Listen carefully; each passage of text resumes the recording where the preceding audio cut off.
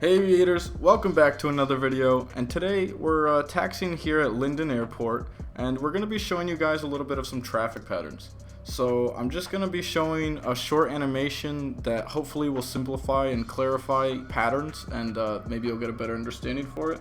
And then the other thing is, while we're actually doing the patterns, I'm going to have Micah explain what the best things to look out for on the specific leg. So we'll cut back right when we're about to take off, so we'll see you in a bit. At any given airport you intend to land at, you will encounter a traffic pattern. The most common is a left pattern, where all the turns the aircraft will be making would be left turns. But refer to your local airport before attempting any landing or approaches.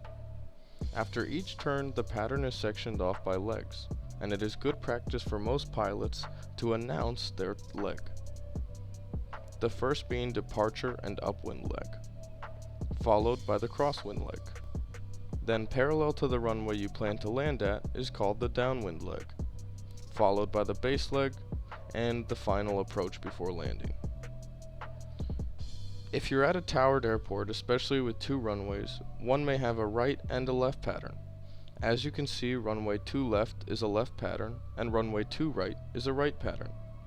Each airport is different, so it's very important to get the proper information before landing or pre-flight. One should enter the traffic pattern at a 45-degree angle, aiming for somewhere in the middle of the downwind leg. Although this might never happen in real life the same way, this animation shows how two planes can land simultaneously without crashing due to the organization of traffic patterns.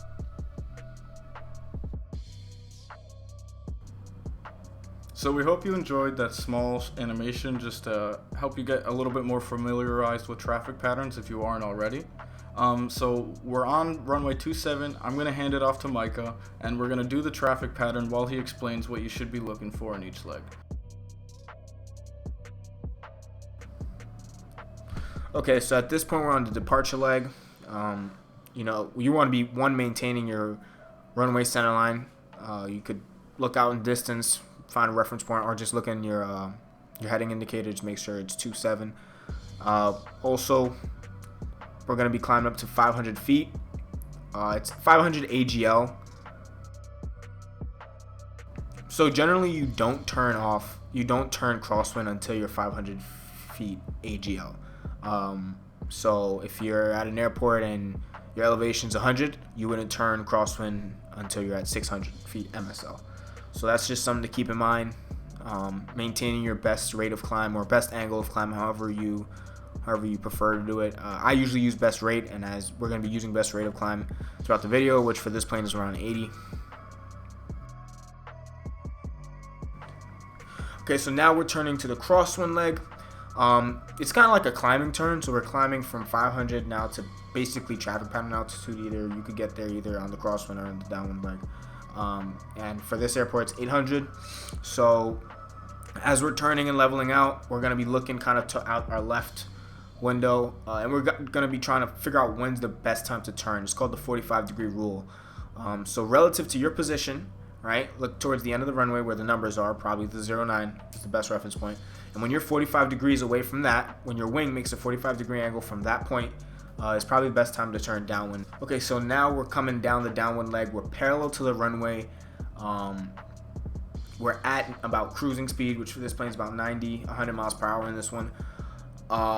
Some things to look at, right? On the downwind is you're looking for your landing point, making sure that you're at traffic pattern altitude, which, as I said previously, is 800 feet, and that you're on speed. Very important because you're about to start your landing process. So when that starts officially is when you hit the numbers, right? When you hit the numbers, 800 feet, you're going to power down to about 1500 RPM. As I said, for every airplane this varies, but we're talking about in terms of our airplane and our experience. 1500 RPM. You're going to hold some back pressure so you don't descend. You take out that power, your plane is going to want to pitch down. You hold that back pressure, you're level. You're going to put in your first notch of flaps. After you put in your first notch of flaps, you're going to be aiming for 80 knots or 90 miles per hour. Trim helps a lot with this. Definitely use trim. So now let's get into when you turn base. You turn base, basically use the same method that you used for the crosswind to downwind leg is the same method you use to turning base. You look at the numbers. This time you're looking at 2.7 back at the runway to your left, and when your wing and those numbers make a 45-degree angle is when you want to turn left base. So that just gives you the right amount of spacing, puts you at a right position. This is generally may not apply always, but from my experience, what I've seen is it works out. And so now we're on base. We're gonna put in our second notch of flaps, and we're gonna be pitching for, in this plane, 70 knots or 80 miles per hour about. Just things to think about before turning final. You're looking at the extended center line. So take the center line of the runway and extend it all the way out. And when your propeller is not your nose, your propeller is about to hit that center line is when you want to turn final. So now we're on the final leg.